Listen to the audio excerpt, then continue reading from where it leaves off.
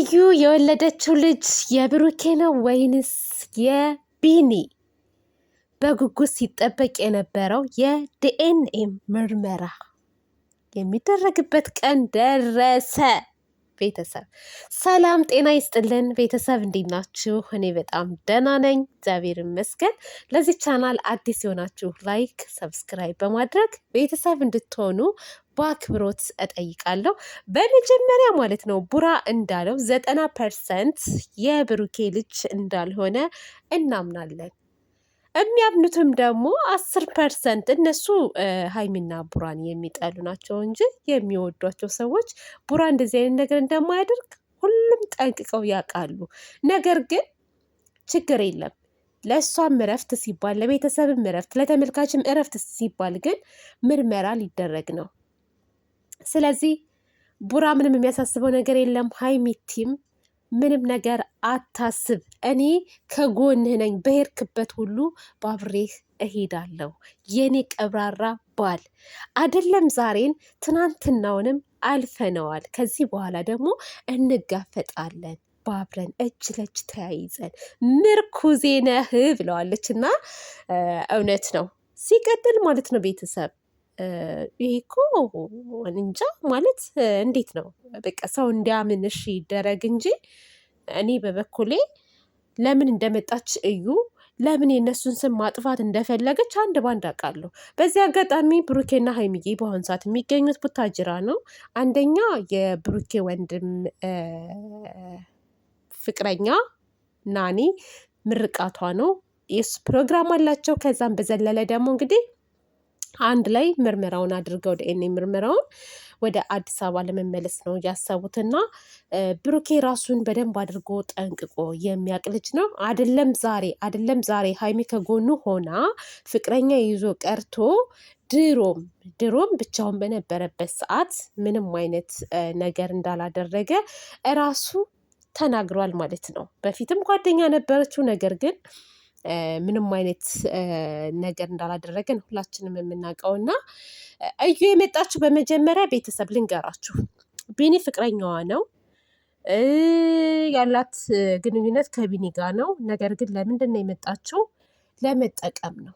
አንደኛ መጠቀም ትፈልጋለች። በአሁን ሰዓት ሶሻል ሚዲያ ወይ ብድ ስትሉ ወይንም ደግሞ ሰውን በቃ ካለ ስሙ ስም ስትሰጡ ራሳችሁን ስታዋርዱ ምናምን ነው የሚፈመሰው። ይሄ እኔ በበኩሌ እንደዛ ነው የማየው። እንግዲህ ሲፈምሱ የማየው እንደዛ ነው። እና ይቺ ልጅ የመጣችው ለምንድን ነው? ቡራን ካለ ስሙ ስም ሰጥታ መፈመስ ስለምትፈልግ ነው እንጂ የመጣችው ከብሩክ ጋር ግንኙነት ኖሯት ብሩኬ ከእሷ ጋር ተኝቶ ምናምን አይደለም። ሁለተኛ ተልኮም አላት። የተላከችበት ምክንያት ሁለቱ ልጆች ሀይሚና ቡራዬ በአጭር ጊዜ ውስጥ ተወዳጅነት አግኝተዋል። ብዙ ፋሚሊ አላቸው። ከነበሩበት ነገር እጥፍ ጥሩ ሁኔታ ላይ ነው ያሉት እና እነሱን ለመጣል ሁለት ነገር ይዛ ነው የመጣችው ስትመጣ ማለት ነው። ግን የእነሱ የመልካምነት ጥግ እንኳስ ማለት ነው ዩቲዩብ ከፍታ ቪዲዮ እየሰሩ ቪዲዮ ስትለቅ ነበረ። ግን በክፋት ስለሆነ ማለት ነው በአሁን ሰዓት ቻናሏ አይሰራም፣ ብር ተነስቶባታል፣ ሞኔታይዝ ተነስቶባታል። እናንተ ናችሁ እንዳይሰራ ያደረጋችሁ ቻናሌን ለማዘጋት ምናምን ስትል ነበር ባለፈው። ኖ ተመልካች ምንም ያደረገብሽ ነገር የለም። ራስሽ በምትሰሪው ስራ በመሀል ላይ ይሄ ሙዚቃ ምናምን የምታስገቢው ነገር ሲቀጥል ሙዚቃ ምናምን ኮፒራይት ስትራክ ምናምን ካለው ቻናል አይደለም ማስታወቂያ ማንሳት ቀርቶ ሊዘጋብሽም ይችላል እኮ። ይህንን ማሰብ አለብሽ። እና የሆነ ተመልካች ላይ ልድፍ የምታደርጊው ነገር አለ እና በተመልካች አታሳቢ። ራስሽ በምትሰሪው ስራ ነው የተነሳብሽ። ከዚህ በኋላ ግን ምን እውነታው ሲመጣ ምን እንደምትይ ራሱ አላውቅም። እዩ አሁን እውነት ሊወጣ ነው። በውሸት መተሻል፣ ስሙን አጥፍተሻል፣ ካለ ስም ሰጥተሻል፣ ስም ብዙ ነገር ተብሏል። ብሩኬ በጣም ብዙ ነገር ማለት ነው። ቤተሰቡ ሳይቀር ሲሰደብበት የነበረ ነው።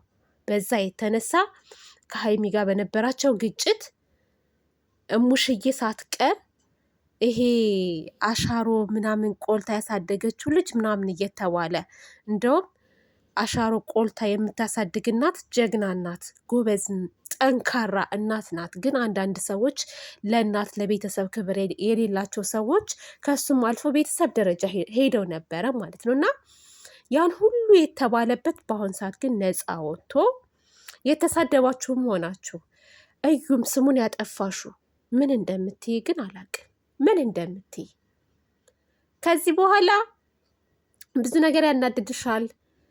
ቡራ ሀይሚዬን ፍቅሯን ተቀብሎ እንደሚያፈቅራት ነግሯት ቀን በቀን የሚያደርጋቸው ነገሮች ሊያቃጥልሽ ይችላል፣ ሊያናድድሽ ይችላል።